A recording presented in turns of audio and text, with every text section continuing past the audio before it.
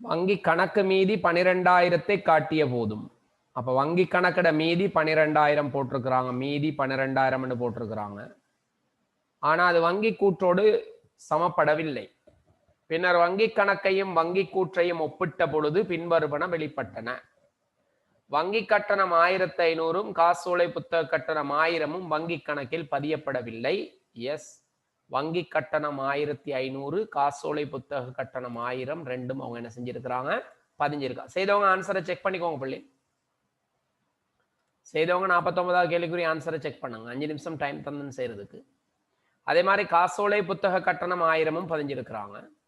நேரடி வைப்பு 3000 வங்கி கணக்கில் பதியப்படவில்லை. எஸ், அதுவும் வரவுல பதியப்பட்டிருக்கு 3000. சரி. அதுக்கு பிறகு சொல்லியிருக்கிறாங்க வைப்பு செய்து மறுக்கப்பட்ட காசோலை பற்றி வங்கி கணக்கில் எதுவித பதிவும் செய்யப்படவில்லை. வைப்பு செய்து மறுக்கப்பட்ட காசோலை பிள்ளைகள் மறுக்கப்பட்ட காசோலை என்று தான் எழுதணுமா? இதுல எழுதியிருக்கிறது சரி. வேற எதுவும் விபரம் எழுதாதீங்க. காசு வேற எந்த விபரமும் எழுதக்கூடாது. மறுக்கப்பட்ட காசோலை 4000 ரூபாய். மறுக்கப்பட்ட காசோலை 4000. அவ்வளவுதான். ஓ எஸ், சொல்லுங்க. மறுக்கப்பட்ட காசோலை செலவுலையா சார் வரும்? வைப்பு செய்து மறுக்கப்பட்ட காசோலைன்னு வந்திருக்கு இல்லையா? அந்த வசனத்தை வைப்பு அப்ப செய்வது என்ன பக்கம்? வரவு பக்கம். அது மறுக்கப்பட்ட என்ன பக்கம்? செலவு பக்கம். சரிதானே? அப்ப வைப்பு செஞ்சதுக்கு பதியணும் தானே சார்? வைப்பு செஞ்சதை பதிய சொல்லலையே உங்களுக்கு. மறுக்கப்பட்ட காசோலை தானே பதியப்படலன்னு சொல்லி இருக்கு. ஓகே. வைப்பு செய்த காசோலை வங்கி கணக்கில் பதியப்பட இல்லைன்னு சொல்லியிருக்கா? வைப்பு செய்து மறுக்கப்பட்ட காசோலை வங்கி கணக்குல பதியலன்னு சொல்லியிருக்கா? சொல்லுங்க விஜேந்திரா. மறுக்கப்பட்டது. அப்ப அதை மட்டும் தான் பதியும். சரியா? Okay sir. வேற யாருக்கும் டவுட் இருக்கா?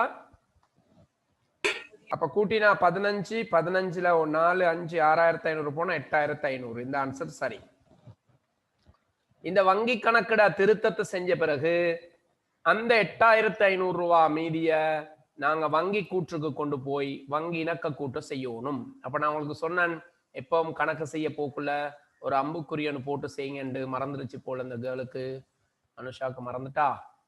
இப்படி ஒரு அம்புக்குரியன்னு போட சொன்னா கட்டாயம் போடுங்க. சரிதானே? அம்புக்குரியண்ட கட்டாயம் போடுங்கோ. அப்ப இந்த 8500 ரூபாய் இங்க இருந்து இங்க வந்துருச்சு. வங்கி கணக்கிட மீதி 8500. இப்ப வசூலிக்கப்படாத காசோலையை கழிச்சு மாற்றப்படாத காசோலை என்ன செய்யணும்? கூட்ட வேணும். அப்ப கணக்குல பாத்தீங்கன்னா வசூலிக்கப்படாத காசோலை 3000 இருக்கு, மாற்றப்படாத காசோலை 2000 இருக்கு.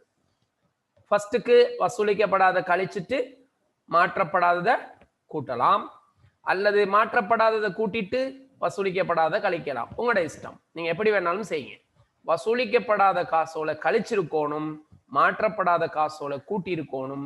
ஃபர்ஸ்டுக்கு எதை செய்யறதுன்றது அது உங்களோட விருப்பம். அப்ப எல்லாரும் ஒண்ட ஞாபகம் வச்சுக்கொண்டீங்கன்னா உங்களுக்கு இன்னும் லேசா இருக்கும் பிள்ளைகள். வசூலிக்கப்படாத காசோலையை கழிக்கணும், முடிஞ்ச விஷயம். அப்ப மாற்றப்படாத காசோலையை நாங்க என்ன செய்வோம்? ஆட்டோமேட்டிக்கா கூட்டி விட்டுருவோம். எல்லாத்தையும் ஞாபகம் வச்சாலும் கஷ்டமே. அதை மட்டும் ஞாபகம் வச்சுக்கோங்க. வசூலிக்கப்படாத கழிக்கிறோம், முன்னுக்கு பின்னுக்கு செய்யறது அது வேற விஷயம், அது பிரச்சனை இல்லை. எனவே 8500ல 3000 கழிச்சு 5500, அதுல 2000 கூட்டினா 7500. வங்கி கூற்றிட மீதி 7500. இந்த கணக்குல வங்கி கூற்றிட மீதி எங்களுக்கு தந்தில்லாதபடியா எங்களுக்கு செக் பண்ண இயலாம். சில கணக்குல வங்கி கூற்றிட மீதி 7500 காட்டியதுன்னு சொல்லி இருப்பாங்க, இதுல சொல்ல இல்ல. அதனால அது பிரச்சனை இல்லை, அது எங்களுக்கு செக் பண்ண முடியாது, அது பிரச்சனை இல்லை. ஆகவே வங்கி கூற்றிட மீதி 7500 ரூபாய். அவ்வளவும் ஃபுல்லா சரியெடுத்தாக்கள்